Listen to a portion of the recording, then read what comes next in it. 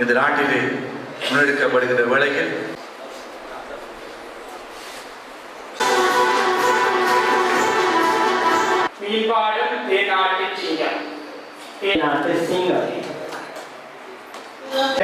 அவருடைய கௌரவத்தை வழங்குவதற்காக முதலில்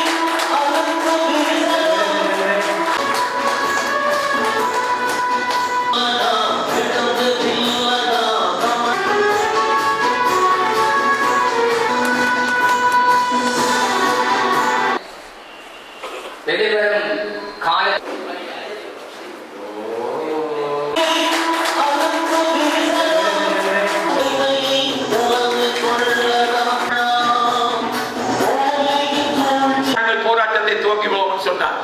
நாங்கள் ஆப்பிரிக்காவின் ஒரு காலகட்டத்தில்